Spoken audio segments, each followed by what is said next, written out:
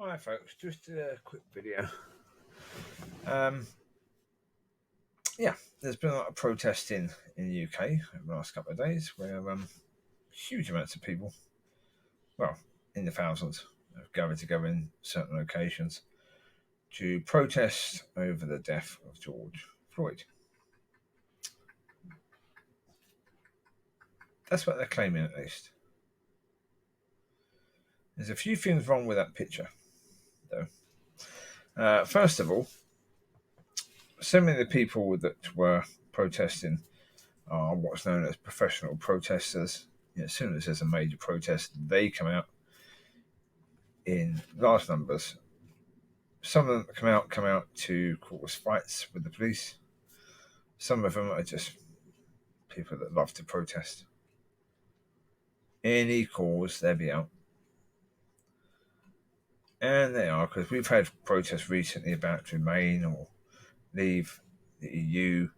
We've had protests about climate change. And you'll see quite a lot of these same people in all these protests. They're protesters. They love to protest. The thing of it is that the law at the moment in the UK is that you can't go out and gather in large crowds because of the Rona situation, because of the stay safe and keep a safe distance. You're not supposed to do that. The police are supposed to disperse people doing that.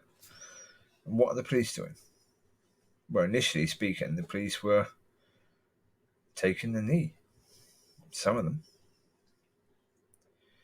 in full police uniform, so on duty.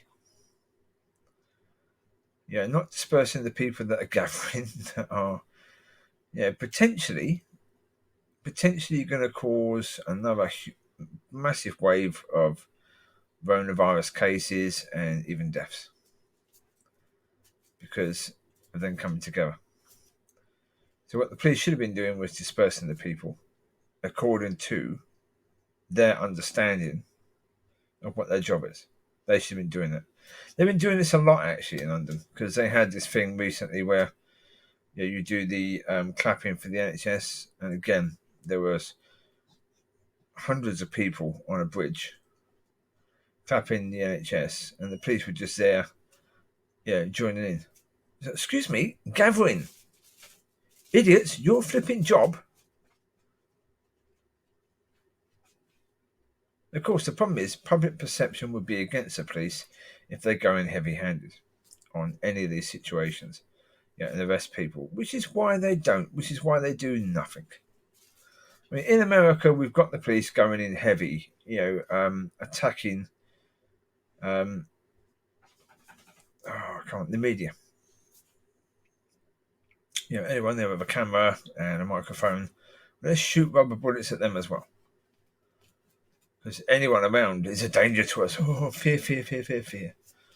Whereas in the UK, the police won't arrest anyone. For gathering in large numbers. And like, no, we can't do that because people might look at us in a nasty way.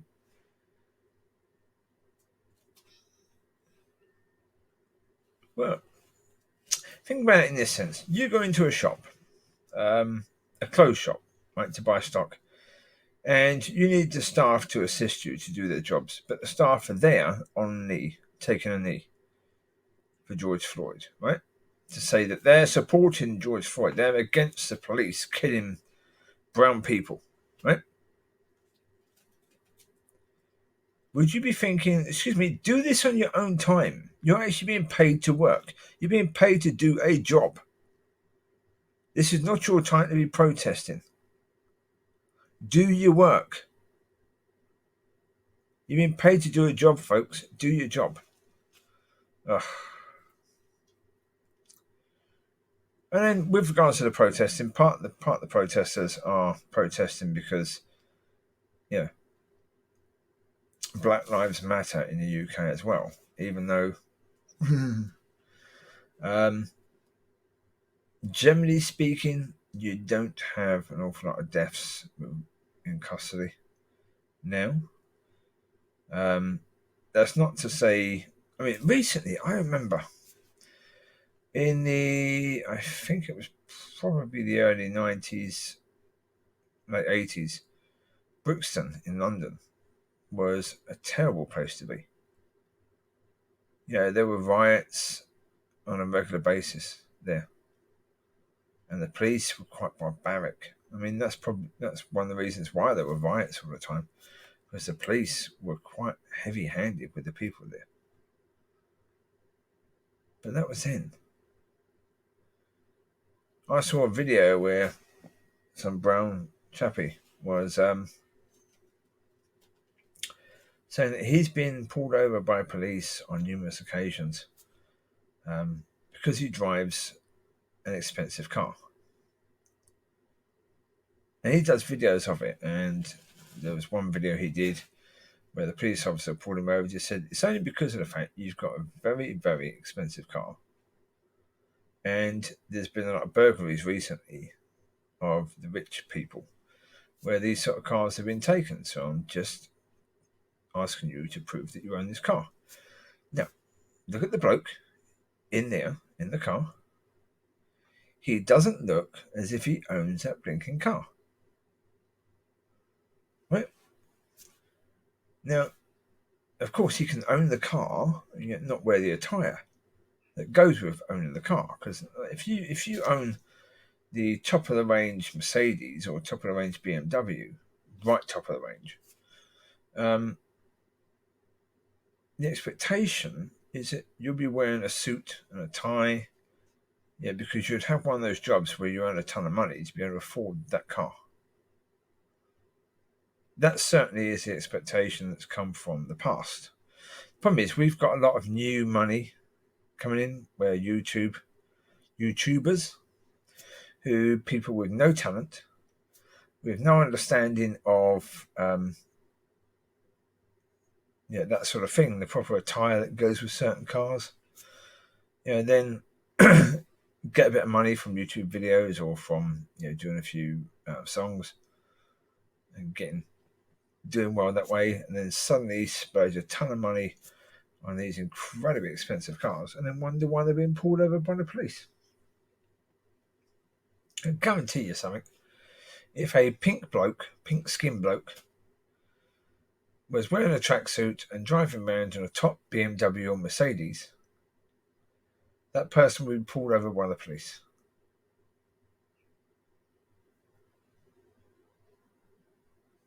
However, same person, get a brown person who's sort of late 20s. If you get someone who's 19 driving around in a car like that, you are going to think, did they nick it? Anyone's going to think, did they flipping nick it? So how on earth did a 19-year-old get one of these cars, first of all? Secondly, if he has all the money where he can actually afford one of these cars, why would he buy that car?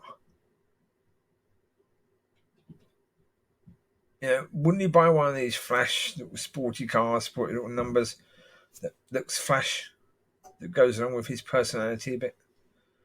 Yeah. So therefore, when they're in that car, the police think, "Oh, I wonder if he nicked it." But again, that's understandable. It's not a massive stretch. It's not because of the colour of your skin. Part of it is because of your attire, and part of it is because of your age. If you're young and you're driving around in very expensive cars, then obviously the police are going to be thinking, there's a possibility. So let's be nice. Let's pull the person over. Be nice, but let's see. Is this vehicle owned by this individual?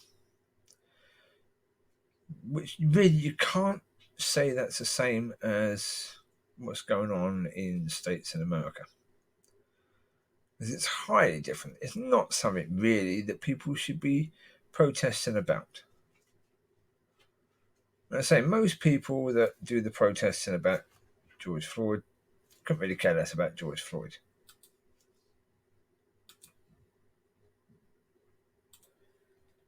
Do they even know what George Floyd stood for? What he wanted? And the fact that the family themselves have said, no rioting, no looting, no violence. I mean, generally speaking, if they've said no rioting, no looting, no violence, no risking other people's lives, then first of all, what are you doing protesting in Hyde Park in London? Not as if your protest is going to really be heard very loudly in Minneapolis, is it really? Sorry, the name of the place is from. Minneapolis. Difficult names, these places. But they're not exactly going to hear, are they? I don't think the police are going to be taking that much notice of a few thousand protesters in Hyde Park. So what are you doing? Why are you going out? Crazy business. I don't understand it. I really don't. But again, the police, what are you doing? What are you doing taking a knee? What are you doing not dispersing these people? Not arresting them. They're supposed to be a tool of the government to try and make sure this virus dies out. It doesn't keep coming back and coming back and coming back and coming back. So the idea of not getting together in massive crowds is you're trying to stop this virus from coming back and coming back and coming back and coming back. Desperately, the government want, and all governments want, for their economies to start again. They want the virus done with so they can open up the lockdown and get people back to work. But they're not exactly be able to do that if you keep on having crowds of people gathering, spreading the virus willy-nilly all around. The economies of these countries where these things happen are going to tank completely. But the police, their job is to try and assist the government in managing this situation, where they failed miserably in doing so. What they were doing at some point was,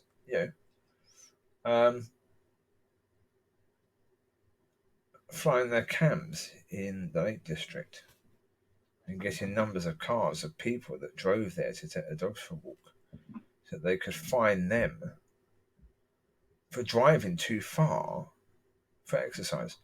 Do that, but when you've got crowds of people gathering, don't do anything about that.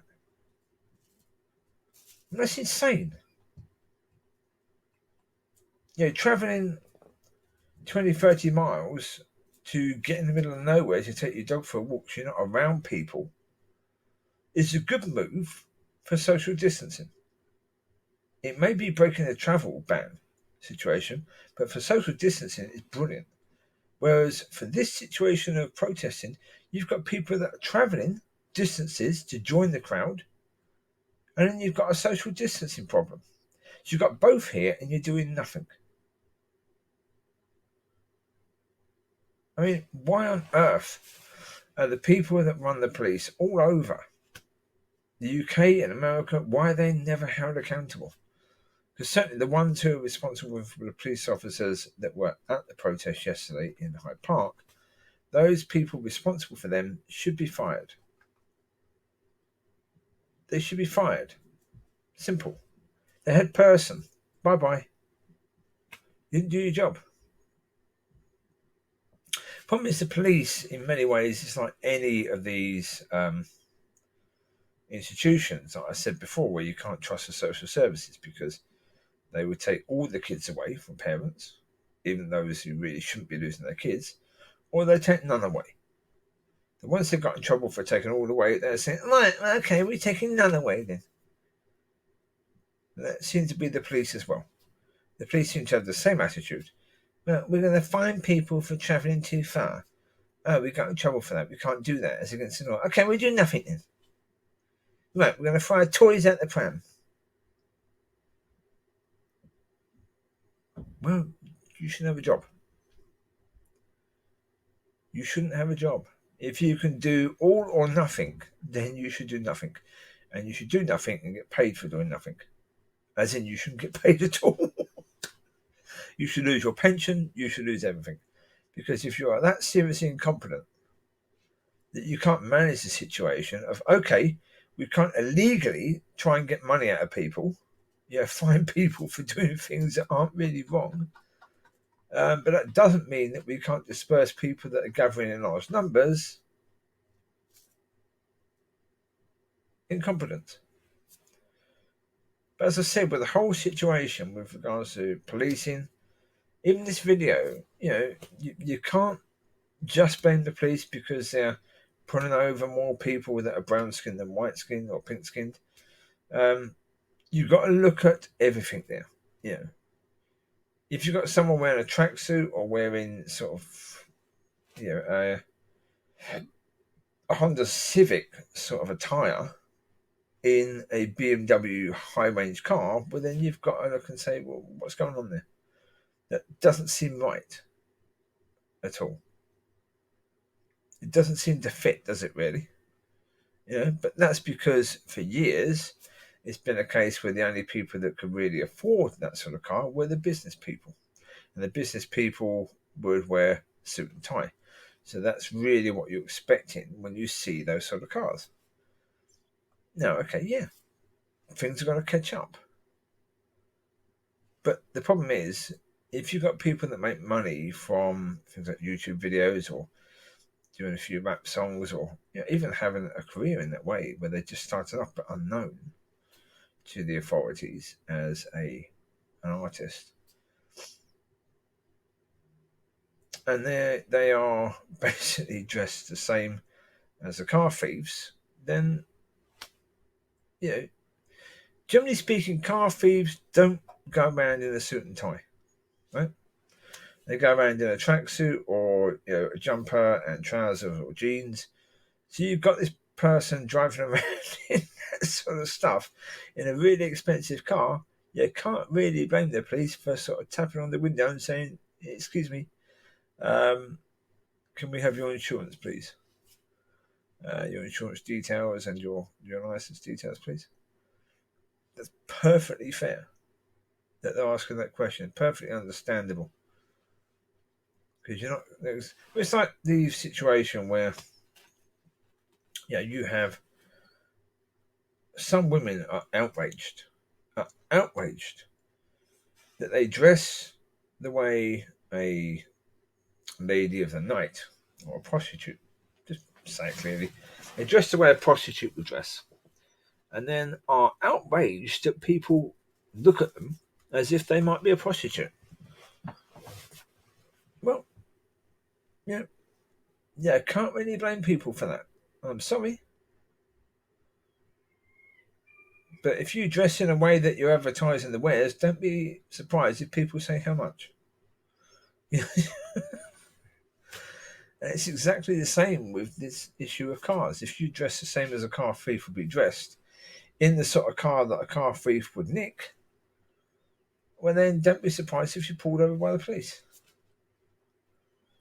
That doesn't mean it's okay. It doesn't mean that police shouldn't be trying to learn. Although again, how can they learn that really?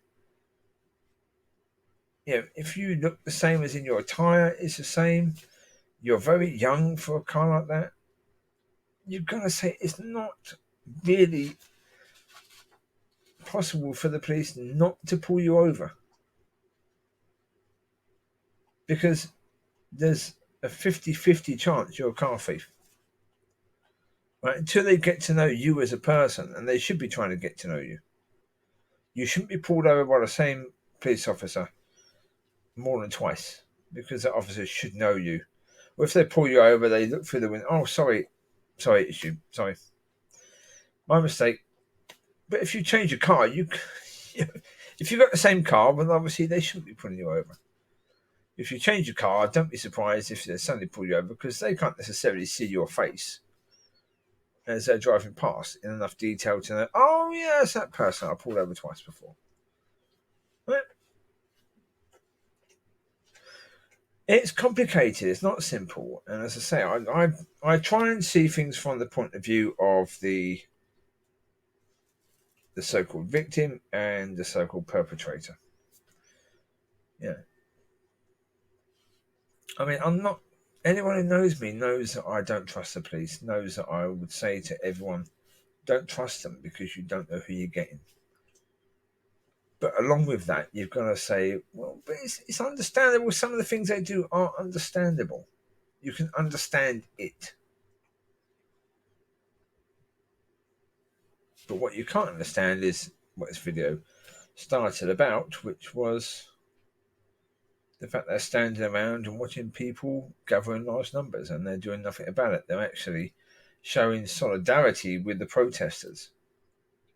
Excuse me, you're at work. When you're not at work, go and join the protesters. Feel free. Give it everything you got. Go on.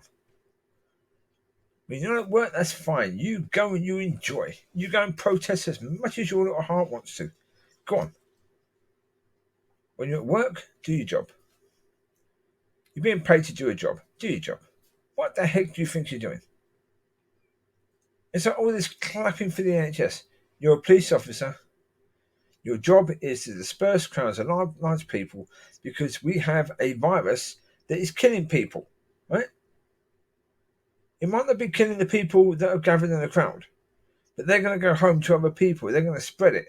Eventually, it's going to go to the people who are going to be most at risk. And they're going to die because you are not doing your bloody job. Because you think it's important for you to show solidarity with the people on this issue. Really? You're at work, folks. On your day off, go and show as much solidarity as you want. Absolutely. You go and do as much as you want. Risk being arrested by police officers who know what they're doing there. As I say, the bosses are the ones to blame. They're the ones who are sending these officers out with commands to say what their job is. I mean, how on earth they don't even know what their bloody job is? I don't know. I mean, we've been locked down for how long now, and they still don't know the rules? Yeah, the government come out and say, these are the guidelines, these are the things that we're telling people, don't do this, don't do that. If you do, you could be arrested.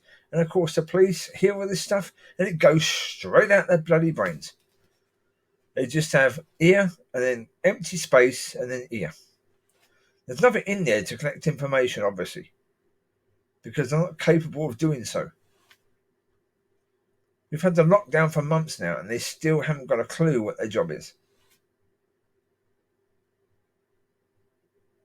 And it's not just the bosses that are to blame, really. Yeah, you've got these officers who are unable to think for themselves, unable to, use any wisdom or use any reason to figure out, well, hold it, what should we be doing in this situation? We've got a massive crowd of people. We've got a virus that's killing people. And we know we're supposed to be keeping a 2-meter distance. That's what we've been told. These people aren't exactly doing that, so what should we be doing? Oh, let's take a knee. Let's show that we support them.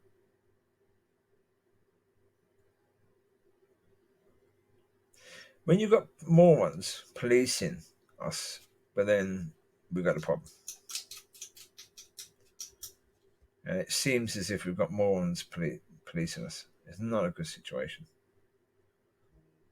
That was quite moronic. What they were doing was incredibly moronic. Not good at all. Anyway, I don't like to finish on a low. I mean, hopefully they can. I mean, as I say, if I'm trying to be positive from their point of view, as I say, how do you disperse a load of people that are angry without it getting violent? Not easy. I think the only way they could have done it was disperse them early on, before it got anywhere near that number, before they were anywhere near the levels of anger. Because you got people chanting, and when people are chanting and chanting and chanting and chanting and chanting, and there's aggro and there's aggression in the voice, that gets everyone else hepped up. Police should have gone in early on and said, excuse me, no, I'm sorry. We have this coronavirus, you can't be gathering like this right now. I don't care if you don't care. One sec. Sorry, that was a friend calling. I tried to phone him earlier, it went to his answer phone. So, as I say, the police should have said to the people, if you don't care, whether you get the virus and spread it, as officers, it's our job to make sure that you don't really do that you don't have a chance to do that. We've got to take care of those people who you could infect by the fact you're being here like this. But no, they didn't seem to care about it today. There you go. As I say, it's something you can see it from both points of view, definitely. But they missed the point. They should have dealt with it early on. Well, if they want to give me a call, I'm quite happy to run the police in the area. They need somebody, don't they, really? Oh, my Lord. They do, though. They seem to be run so badly. Including the police in America, I'm happy. I'll take my dogs over. I go over and I manage the police over there as well. Yeah. All right, you take care. God bless, and I will speak to you soon. Bye-bye.